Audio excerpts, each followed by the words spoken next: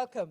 I'm Manvi Dhillon, and today Dell and ET Now present Building Future-Ready Enterprises. We all recognize that technology is changing business, and business is changing technology.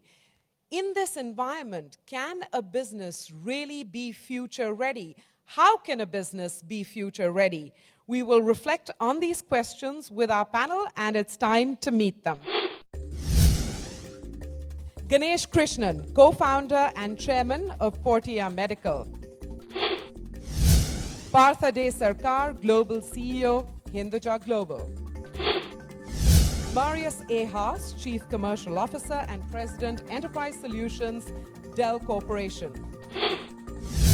Sandeep Malhotra, founder and CEO, Home Shop 18.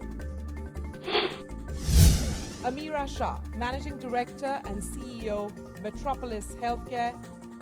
And Ninad Karpe, CEO, Aptech. Thank you all very much for being on this panel today. First off, I say something like, technology is changing business, business is changing technology, everyone agrees, but in real terms, Mr. Haas, give us an example that drives home the point.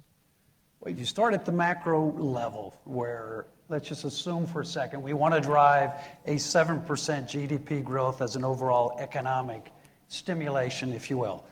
You think about the way to achieve that on a consistent basis is to have technology drive the innovation that brings higher productivity levels, higher efficiency levels across multiple different sectors in the industry. That then enables us to grow, that enables us to create jobs, that enables us to drive entrepreneurship, and that then enables us to hire more talented workforce. In turn, then, that innovation and that technology helps us achieve new things, helps us achieve new business models that keep driving this engine. You've painted the big picture, and I'm going to get a sort of granular view from everyone on this panel, and I'd encourage you to speak as honestly as possible on television. But essentially, if I ask what each one of you, and I'm going to ask you, Mr. Krishnan, first, how do you go about building an organization that is future-ready? What's your response? I think today, as you look at the opportunities in the startup world where I come from, the biggest impact has happened because of proliferation of mobile, proliferation of social media, broadband, and just sheer smartphone devices available at affordable cost. So using all of this, you can actually build business model. We are no longer talking about technology as an enabler or as a support function, but as something that can define the business model. Let me give an example. In my last business, Tutor Vista, where we used to teach the kids in US using teachers working from home in India, we were basically able to bring together technology, internet, and global resources from countries like India to teach the world. Okay, right? What it did was it changed the personalized tutoring from a $60 per hour business to $100 per month of unlimited tutoring business. So suddenly you see how technology is able to change business model and make a service which once was privilege of the super rich available to every family in the US. I accept the point that technology can totally change and disrupt business models. Right now I'm fishing for examples of how you individually at your organizations are doing things on the technology front and beyond the technology front to make your organizations sort of as strong as possible to cope with the future. So future ready, Mr. Sarkar, what are you doing? The ability to take small investments, the ability to be flexible, not to get married into platform till you're sure of the scale at which your new business model would be. That's important for me, and that's what we're trying to look at. Pay-per-use rather than having to invest big dollars into big technology that you're married forever. Well, some interesting thoughts out there, and it'll be fun to get counterpoints of view from the panel. But before I do that, the fundamental question. For an organization like Home Shop 18, how do you become future ready today? Well, actually, future ready is not just today, it's every day. In our case, it was actually solving a consumer need And fundamentally, from an India point of view, the biggest need was difficulty of distributing products on a nationwide scale. Since digitization was happening, all we did was convert the digital tools like television, mobile, and web as alternative channels of distribution. Sure. And we've used technology to really do that. Fundamentally, what are we doing? We're distributing products in more than 3,000 cities in the country. So on one level, we're using technology to get scale and reach. At the other level, we are doing the softer things of changing the DNA of the culture of the organization. Most organizations from the past, from my example, were driven by processes and controls. I think what we are trying to do now is to really decontrol the entire system and bring in flexibility in structures, in decision making, in roles, everything, because that's the only way you'll be future ready. For the simple reason, because the change is happening so quickly, redundancy of technology is so quick, that if you don't have adaptability in your DNA as an organization, I think you're never going to be future ready. And that's a tougher goal in a sense to achieve. Before we flesh that out, Ms. Shah, from you, when you think about the future and about building a sustainable organization, what do you focus on? So I think to me, future ready means being customer ready, right? And your customer, for example, in healthcare, is not only a patient, it's a doctor, it's an insurance company, it's a hospital. We've got multiple different stakeholders that we actually deal with. And if I think about from just a patient's point of view, you know, even 2 years ago, what did it mean to walk into a path lab, right? It meant walking into a location, waiting for 10 minutes, giving your blood, finding out when you'll get the report, giving your payment, coming back, then going to the doctor, and everything is on paper. There's nothing digital, nothing which is ready for you to store. And the question is, what is it that the customer is going to need tomorrow, and how am I going to give it to them? So even today, a patient can sit at home, can get on their mobile app, a Metropolis mobile app, can say, I need a home visit tomorrow morning at 6 o'clock, sit in their pajamas, somebody will show up at your doorstep, collect your sample. Within the next 6 hours, you'll have the report on your mobile app and your email, and email to your doctor, and stored for you. So that you don't need to do any of that. And I think that change, exactly like he said, the consumer need is going to keep changing. And are we able to keep understanding what the consumer wants and deliver it to them before anybody else can? That's future ready. It's interesting. You're both making the same point. One of you is looking at it from the consumer lens, and one of you is looking at it from the organizational lens. But essentially, the fundamental points are being echoed. Mr. Carpe, for the future, AppTech, and the poll ends with you. So your job is to come up with something completely different from what the panel has said so far. They've all said what I had to say. But for me, we have to be future ready or dead. There's no option. So, it's not, should an organization be future ready? The answer is yes, of course. We all agree. But how? So I'll give you a 2-minute commercial on AppTech, then I'll tell you how. So we have a 5-second commercial on AppTech, and then how? So we have a very large base outside India. Not many people are aware. We've got 1,000+ centers in India, 200+ in China, and 200+ in 40 countries. All of these are emerging countries, Nigeria, Mongolia, all across. The issue was when technology has become such an important part of our business, how do you make it future ready? As in, the girl or boy who comes to us has a simple need. She or he wants a better standard of living. And our job to train her or him to get a better job and improve the standard of living. It's a very simple concept, but it requires a lot of effort. They come to us for 2 years, 3 years. So technology is making such a huge difference. We are reaching out, let's say, a girl or boy in Nigeria because of the problems they've had. We're not able to ship books, trainers. We have now gone entirely digital, so they are able to access the latest content, the latest videos on a very thin, kind of a pipe, thin. And technology is getting better. Trainers is a big issue across the world, not just in private sector, all across. How do you update them? So technology, again, playing an important part. Earlier, we used to all tell them to come to India once a year. So in every facet, from acquisition to delivery, satisfaction, I don't think there's any part which is not touched. This afternoon, in fact, 4 o'clock, we issued a press release. AppTech is, tied up with a company called HandyTrain to provide on the mobile phone training. This will be for students, inside, outside. So, we are all constantly thinking of what next. So what next after mobile phone? Ganesh alluded to mobile phones, and that's critical. But we are thinking, okay, mobile phones, 800 mil, 900 mil. After that, what? 3 years down the line, what will happen? So that's being future ready.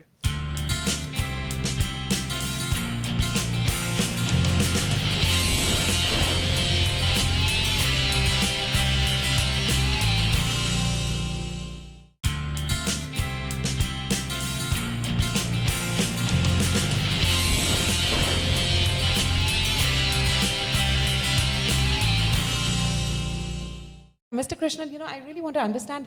I get a sense here that the majority view is that being future ready essentially means, ramping up on the technology. It can be sort of flexible technology. That's a colloquial way for me to describe it. But ramping up on technology, is that a fair statement and assertion to make? Yeah, I think, no, I disagree with that slightly. It's not ramping up of technology. I think it's using technology in a very different way than what we are used to in the past. I think that is critical. Let me try and explain, and I will not do a commercial break here. Let me actually give examples. It's about using technology in the real time to run your business, and using technology in real time to be able to take decisions on the fly, okay, right? Which is very different than the yesteryears where we are using technology as a supportive tool, as a decision-making tool, as a decision support system, to use a jargon, okay, right? For example, in a Bombay-based startup which does vertical marketplaces for used bikes, okay, right?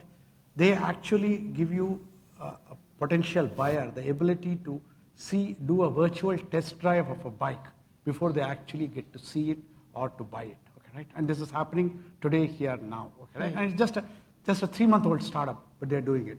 In Bangalore, we have an internet-only food company called Fresh Menu, wherein we deliver food to consumers within 30 minutes of their ordering.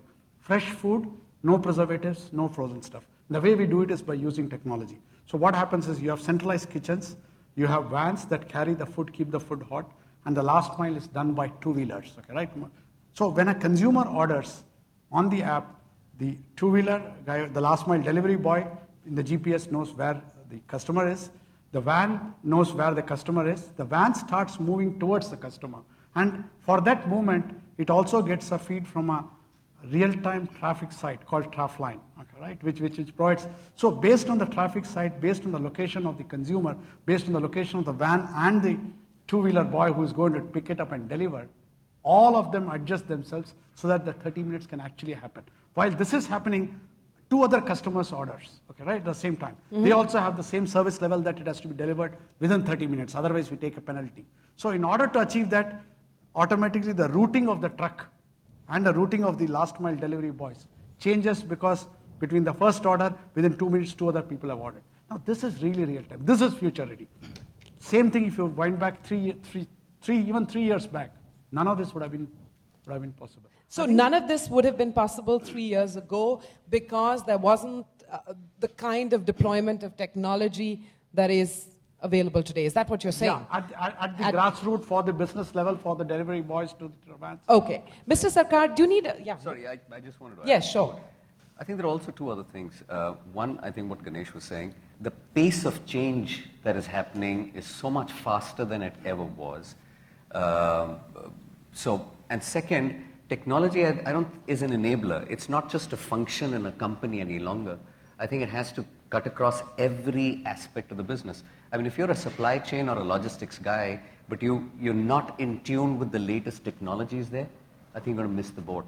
Same is the case with any other function, whether it's finance, commercial, any other. So technology is really the cement that's holding everything together, is the enabler of change, and it cuts across the company and is no longer just one department which, was there till some time back. Okay, point well taken. And I'm going to ask you, honestly, do all business leaders in your organization, in organizations that you encounter, do they all embrace digitization technology in the way that you have painted, which is the ideal way?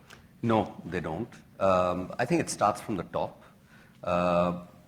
All of us are looking and searching for technology, but are we truly thinking solutions and then finding technology? So to your question, is it accepted? Is it well entrenched in every function at all levels in the company? Maybe not. But that's where you have to That's the really goal. change the organization if you truly want to be future ready. Mr. Sarkar, do you need a sort of long-term disciplined approach to technology? I'm asking you this question with an agenda because the sense I got from you was that, you would say no. And I want to take that argument further. What's the approach to technology? If I say long-term and disciplined, does it resonate? Well, it does, because if you're making big investments, yes. And for me, that's the first hurdle I need to cross, that I need to convince myself that I need to make a big investment for one particular technology, and that doesn't have a downside in the future, right? Once that hurdle is crossed, I guess it's an easy thing to do. I think the other point that I would like to make out here is that when we are talking about, I think the question of leadership that you brought up, I find that many of us have grown up in a world which is changing fast. Some of us have adopted quickly to the fact that it's changed, and some of us have remained conventional. So when it comes to flexibility, when it comes to workforce flexibility, the current technology that we are trying to struggle to give an answer to is how do you provide a flexible workforce that can ramp up and down by the hour? And that's when the technology that we are trying to figure out is work at home. How to find virtual people who can log in at any point of time, depending upon what time of the day you need that person to be available to do that piece of work. Now, in a conventional command and control environment in which factories have worked before, having an agent sitting 100 miles away, 1,000 miles away, managing productivity, managing training, making sure he or she is motivated is a mindset change for leadership, right? So that's, again, a different dynamic that we're dealing with as we are building organizations for the future, making sure that your leadership is attuned to how technology is fundamentally changing, how you can make your workforce more productive.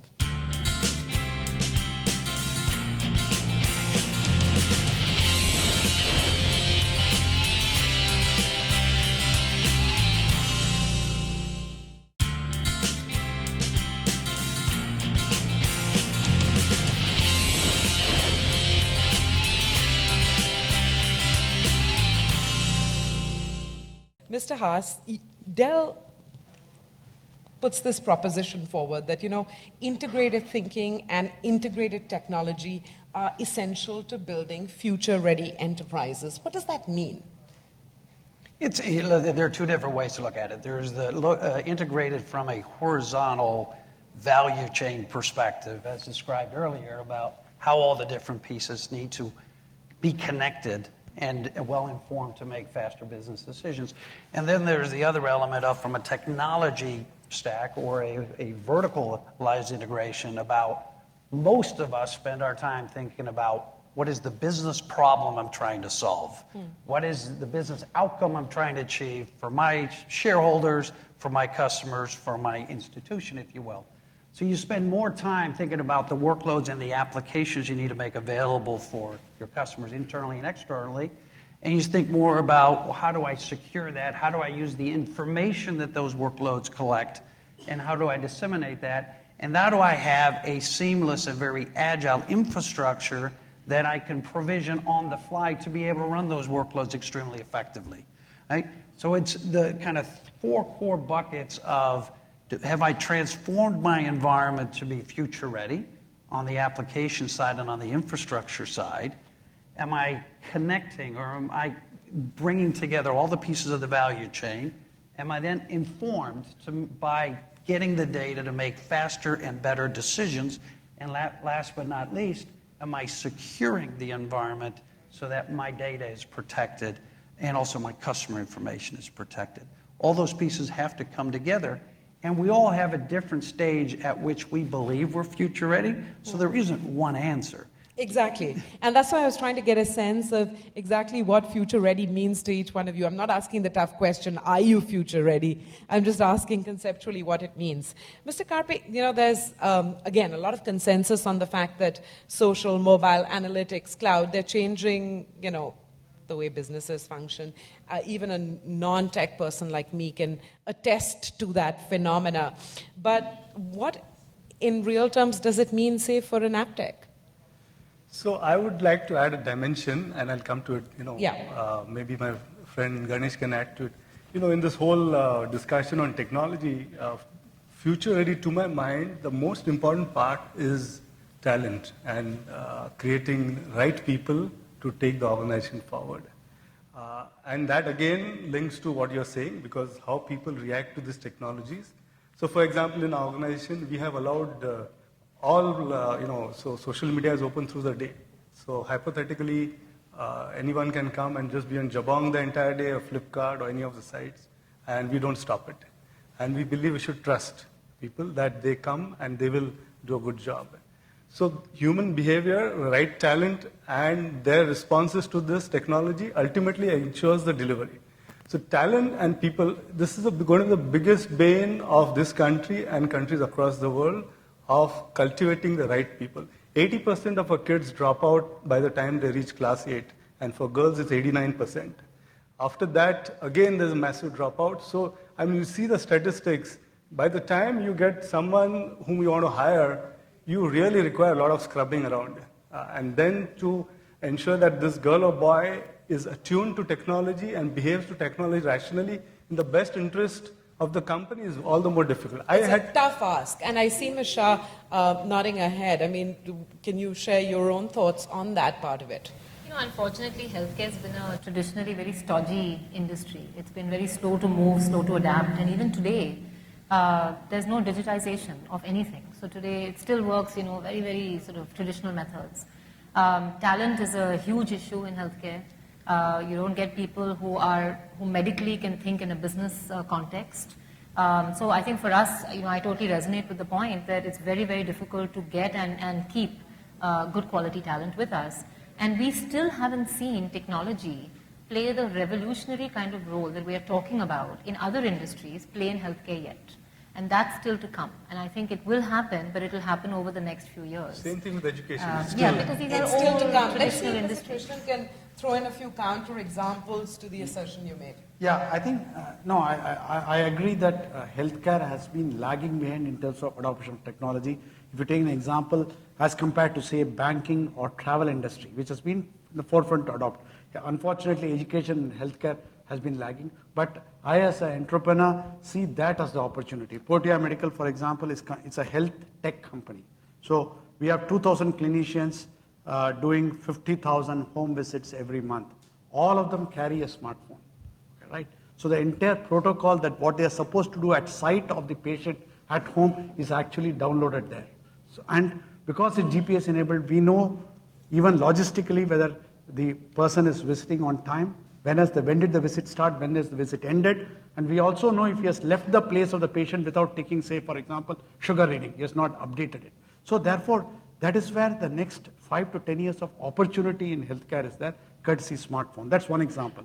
Other thing that we have done is launched point of care devices which monitor the patient, and through the cloud, we are able to record it centrally and be able to intervene proactively with what we call as personalized medicine. Again, all of this, including the sensors, wearable devices, all of this is new. So the assertion that it has been slow is correct, but the opportunity there, like in education, just give me a minute, is huge, because the education example that Ninad gave is very true. The solution to that is, how do you engage today's generation with education the way they would like to consume, which comes back to today's kids, today's generation likes social, they like peer-to-peer learning, they like gamification, they like to be acknowledged, they like it to be interactive, they want to be clapped at, they want to publish their score, they want to invite their friends to play.